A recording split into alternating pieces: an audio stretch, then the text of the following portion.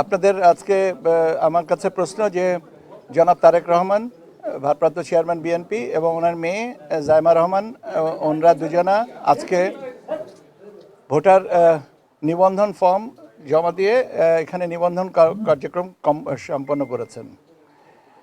Voter তালিকা আইন 2009-এর 15 ধারা অনুযায়ী কমিশনের এখতিয়ার আছে যে কোনো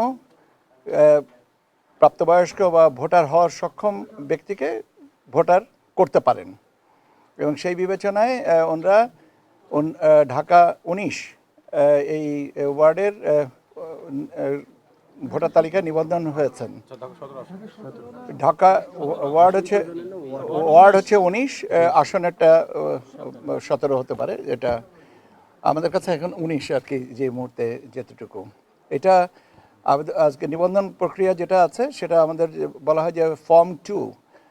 ওই ফর্ম ফিল আপ করে ওনাদের ছবি তুলেছেন, বায়োমেট্রিক্স দিয়েছেন এবং দিয়ে ওনারা আবেদন করেছেন যে ওনাদেরকে যেন ভোটার তালিকায় অন্তর্ভুক্ত করা হয়। এখন আগামীকাল কমিশনে এটা পেশ করা হবে। কমিশনের সিদ্ধান্তের পরে ওনাদেরকে ভোটার তালিকায় অন্তর্ভুক্তি নিবন্ধন কমপ্লিট করে গেছেন। এখন নিবন্ধন কমপ্লিট করে গেলেও এখানে আমাদের প্রসেসের জন্য সময় লাগে, কারণ এটা আপলোড করে আপনার ওনাদের ফিঙ্গারপ্রিন্ট এবং সিগনেচার ম্যাচিং, ফেস আইডি সেগুলোকে ম্যাচিং করতে হয়। ম্যাচিং করার পরে কনফার্ম হলে তখন আর কি ওনাদেরকে একটা ভোটার আমরা এনআইডি নাম্বার যেটা বলি সেই নাম্বারটা দেওয়া হয়। তো এটা করতে কিছু সময় লাগবে। তো আই বিলিভ এটা আজকের ভিতরে কমপ্লিট হয়ে যাবে।